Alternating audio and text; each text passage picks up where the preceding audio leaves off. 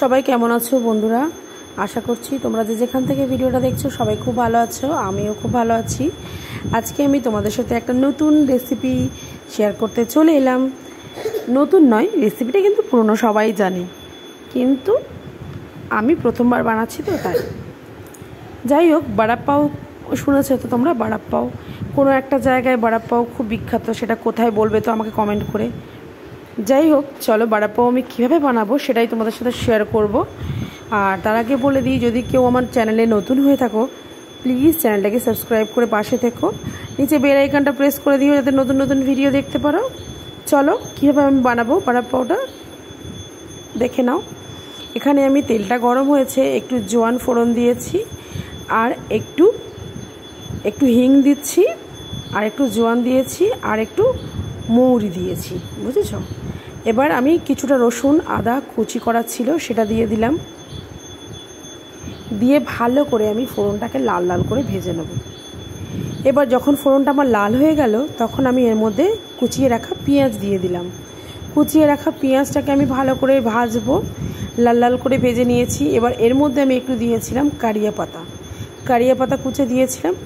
এবারে নুন, হলুদ, জিরে ধনিয়ার গুঁড়ো দিয়ে দিলাম, দিয়ে মশলাটাকে আমি ভালো করে নেড়ে চেড়ে নেব। নিয়ে এখানে আলু সিদ্ধ করে রাখা ছিল, সেই আলুটাকে ম্যাশড করে আমি কড়াইতে দিয়ে দিলাম, দিয়ে এবার একটু গোলমরিচ দিলাম, দিয়ে ভালো করে মশলার পুরটাকে বানিয়ে নিচ্ছি। দেখে নাও, ফেসবুক পেজ থেকে দেখলে প্লিজ পেজটাকে একটু ফলো করে দিও।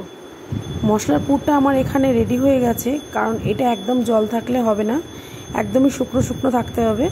মশলাটা আমার পুরো রেডি হয়ে গেছে, এবার আমি নামিয়ে নিচ্ছি। দেখো, নিয়ে এখানে আমি একটু বেসন গুলে নিয়েছিলাম, একটু বেকিং সোডা দিয়েছিলাম, দিয়ে নুন কালো জিরে দিয়ে যেমনভাবে বেসন গুলে তেমনভাবে গুলেছি।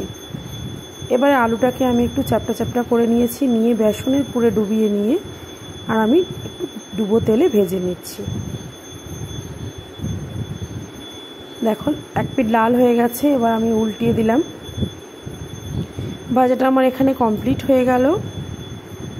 এবার আমি বড়া পাও বানানোর জন্য যে ব্রেডগুলো এনেছিলাম সেটা মাঝখান থেকে কেটে আমি একটু করে বাটার দিয়ে সেঁকে নিয়েছি। নিয়ে ওই যে বড়াগুলো ভেজেছি, দুদিকে চিলি সস আর টমেটো সস দিয়ে বড়া পাওয়ের বড়াগুলো মাঝখানে দিয়ে ব্রেডটাকে কোটিং করে দিলাম। এবার যদি তোমরা কাঁচা পেঁয়াজ লঙ্কা খেতে চাও মাঝখানে দিতে পারো, শসাও দিতে পারো। এটা বানিয়ে একবার খেয়ে দেখো, এইভাবে দারুণ হয় খেতে, সত্যি ব্রেকফাস্ট বা ইভিনিং স্ন্যাক্স বলো, জমে যাবে ব্যাপারটা। যারা এই ধরনের জিনিস পছন্দ করে তাদের কাছে তো খুবই ভালো। আমার হাজব্যান্ড ভীষণ পছন্দ করে, তাই আমি এটা ব্রেকফাস্টে বানিয়েছিলাম। তোমাদের যদি ভিডিওটা ভালো লাগে প্লিজ চ্যানেলটাকে সাবস্ক্রাইব করে পাশে থেকো, আর নতুন নতুন ভিডিও দেখার জন্য অবশ্যই করে নিচে বেল আইকনটা প্রেস করে দিও। সবাই ভালো থেকো, সুস্থ